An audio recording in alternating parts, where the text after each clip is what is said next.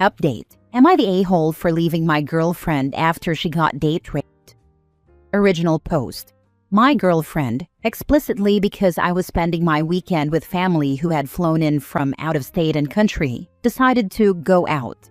She spent however much of the day at the mall with some guy she said she just wanted to be friends with. He took her back to his place where there was apparently a party. She turned off her location. I noticed when I went to send her a good night message and asked her if everything was okay and if she was safe.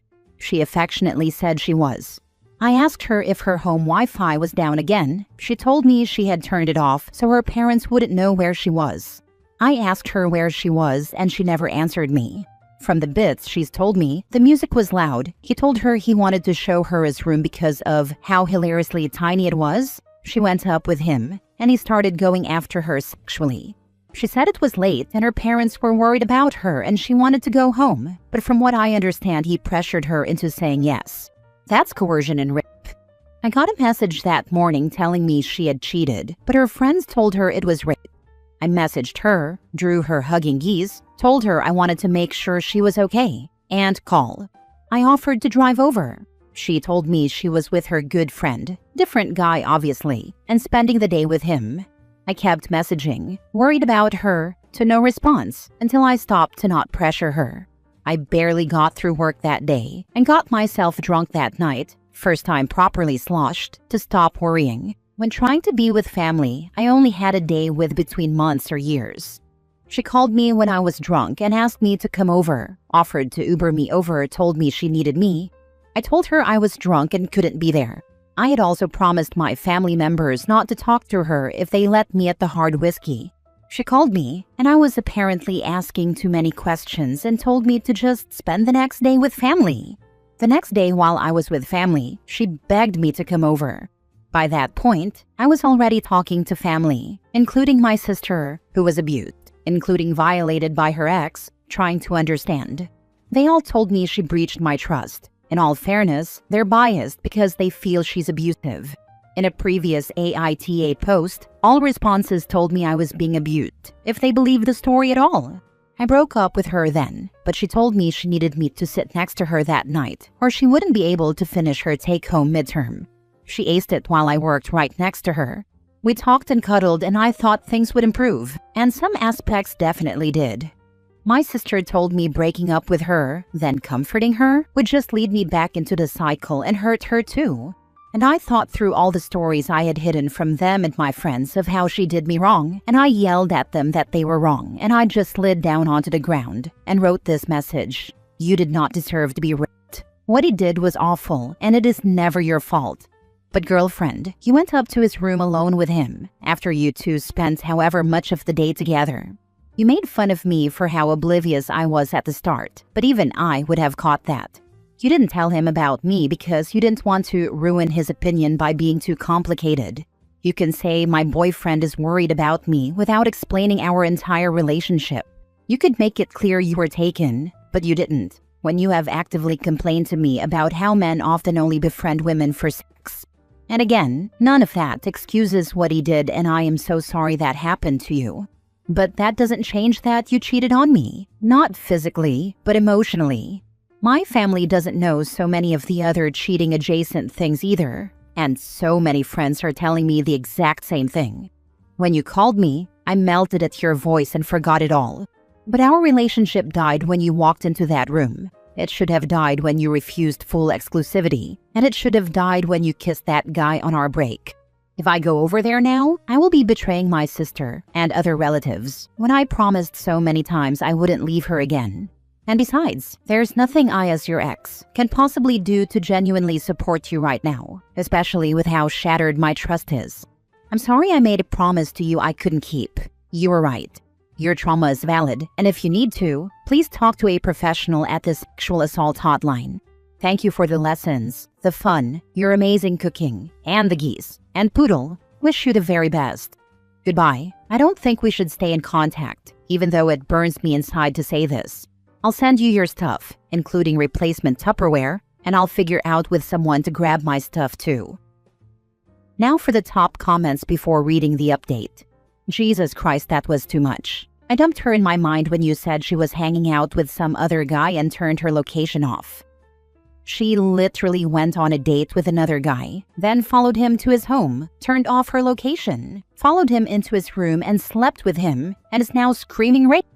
Like, I normally wouldn't want to victim blame, but it really sounds like she just went on a date, slept with another guy, then decided to say she was forced, just in case anything ever came up due to her turning off her location. She just had to see his tiny room. See you next month, when you're back with the abusive little idiot. Although, I hope not. Yeah, last time I made a post like this, I went right back because she promised to change.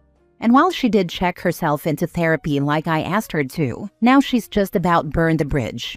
And even though I blocked her on everything, she's still putting photos into the shared album. It genuinely makes me cringe now when I see her face, so I think I'm safe on that. And if not, I am in the process of having a conversation with my entire friend network piece by piece so that they can get my head on straight if I even think about going back. Currently, I'm throwing myself into helping my sister with her wedding by illustrating their guest/songbook and hitting the gym to get back the six-pack I had before I met her. Can you remove yourself from this shared album? I want to talk to a therapist, which is why I haven't left the album or removed our text logs, since I want to be able to talk about things with a good timeline and exact words. I'm honestly extremely confident I won't fall back into the cycle again. Feasibly, I don't imagine a way for her to contact me again bar, I don't know, commenting on an old shared Google Doc, since I don't know how to block on there. Now for the update. So, something like 2 months ago, I made a post here. In short, while I had family I barely saw in town over the weekend, my ex hung out with a friend. Her location went off, then she told me she had cheated, but then that she'd been raped the next morning. Then contact stopped. Then I got drunk because I was just glassy-eyed and was trying to enjoy the time I barely got with family. Then she suddenly wanted me over, etc. I ended up coming to the conclusion that she had been date raped while cheating on me. And with my family support, especially my sister, who had been victimized herself in the past, I ended things and dumped her. I thought that was a lot when it happened, but things went insane afterwards. So, I ended up spending the day with family. And that night, I went to my cousin's grandmother's 79th birthday. She and her husband were basically surrogate grandparents to me. That section of the family was always close, so they were almost grandparents to me. Her husband threw this massive party, seemingly out of nowhere. That was the night I wrote the original post. 2 days later, his heart stopped. I was already a mess, between trying to process what happened with my ex, wanting answers and closure, and also dealing with a flat tire. Then he was in the hospital with guaranteed brain damage, and then he was gone. I basically collapsed the first week after the post, skipping all my university classes and only going to work. I attended his vigil every night after he was taken off life support at the end of the week. He was brain dead, but my family wanted to keep him alive until relatives from out of town could get back. During this time, my ex got around my block, messaging me on Steam, which I forgot to block her on. She said she just wanted to tell me the full story and recounted her story of the incident in extreme detail.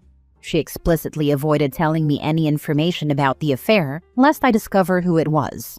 However, in telling me that, I was able to piece together who it was. A guy she had been in the talking phase with when we were talking too, who told her he had no interest in being friends when she chose me. Months before this incident, she had called a break, went on a date and kissed him. I should have left her then, but through guilt and promises, and what I later learned was a trauma bond built through abuse, I took her back. She swore to block him and yada yada. But I wanted answers, and I was feeling so completely dead trying to process everything. I let her convince me to talk in person under the guise of closure.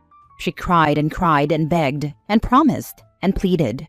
I sat there, like a rock, for hours, tried walking out several times, but she withheld information while dripping it to me just quickly enough to make it feel like progress. Over the next week, I uncovered the story. She had been seeing him in secret for the month before. She claimed it was all platonic. She put incredible effort into seeing him. She talked smack about me too. But what really gets me is that she took the train into my city, where he lived too, greeted him at the station, never wanted me to pick her up from her city anymore, 80 miles away, then shamed me for never picking her up and painting herself as sacrificing for me by taking the train when she was meeting her affair at the station. I worked when the train pulled in. It was her spring break, so she was back in town for a week.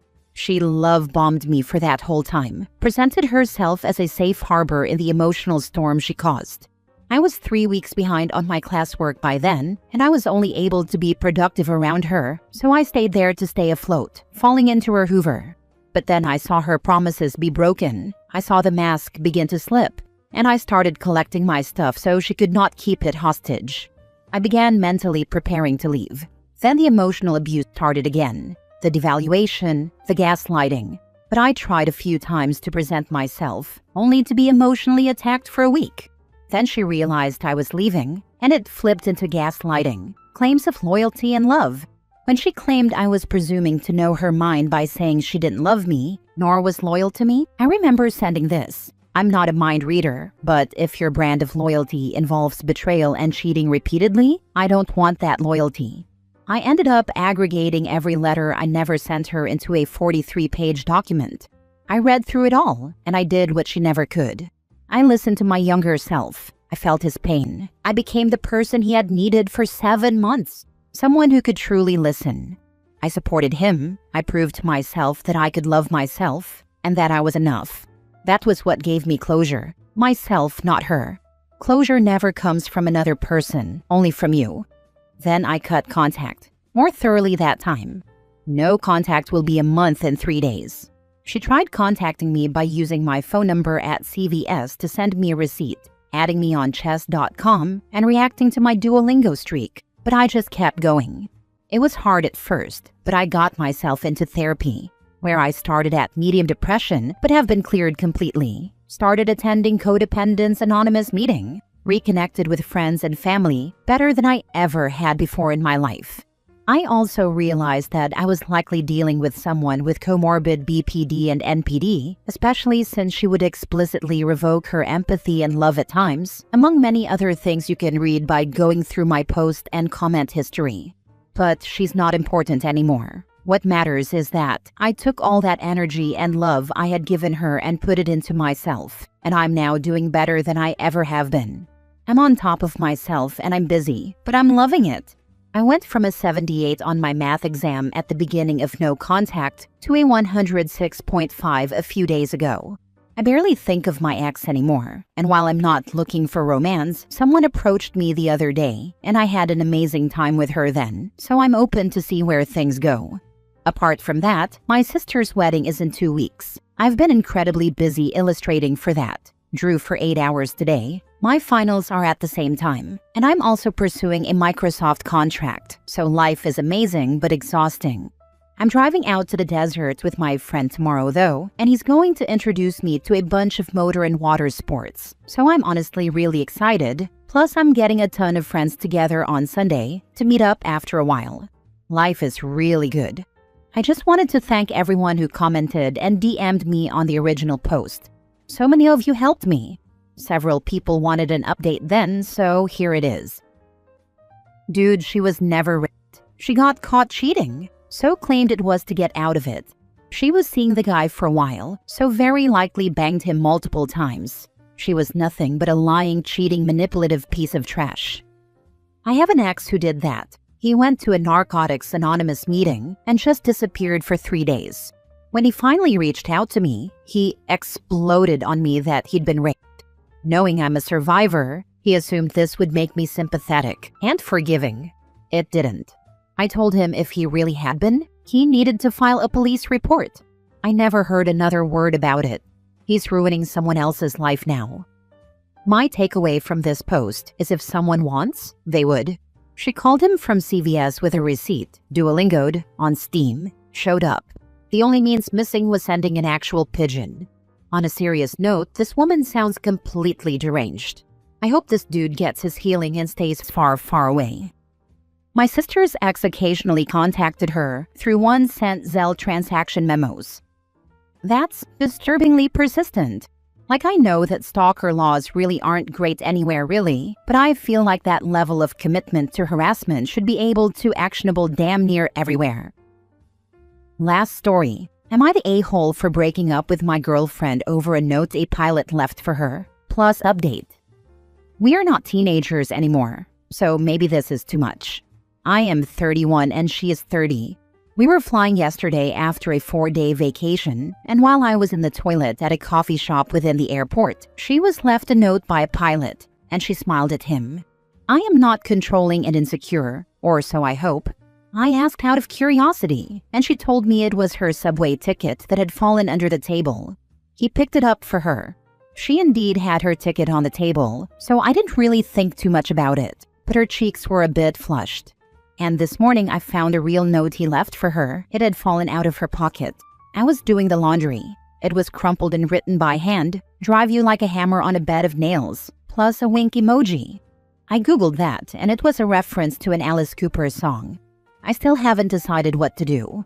I will try to talk with her before ending this 6-year-old relationship. Sorry for the misleading title. I have not told her anything yet. I'm waiting for her to wake up and understand what happened. Now for the comments before reading the update. Not the a-hole, but she is. Simply for lying when you're in a relationship. If she had told you what it said from the beginning, it'd be no big deal. She made it secretive and weird. I still haven't decided what to do. I will try to talk with her before ending this 6-year relationship. Let the BS excuses begin. Now for the update. This is my house, and I told her to move out by tomorrow. She admitted to it all, the affair and everything. But surprise, surprise, he doesn't want to take her to live with him. They know each other. I did ask to see her phone, as controlling as that is. She had chats with him. It wasn't anything sexual though. So she keeps denying and blaming me for her lying, saying that I'm controlling. She flies often due to her job, so this is how they met. I believe his move was a power move actually. He wanted me to see him. He's better looking than me and fitter than me. Time to be depressed and move on, I guess. Although now she's begging me not to, that she only wants me. You did the right thing, OP. Now she'll experience the real bed of nails she deserves. She is crying now and begging me to not throw her out. I gave her 1 day. She didn't deserve it, but fine. She can go to her parents in her small town. She will not be homeless. She asked me where will she go. Oh, that urge to use the famous line, "Frankly, my dear, I don't give a damn." Write it on a note. Missed opportunity.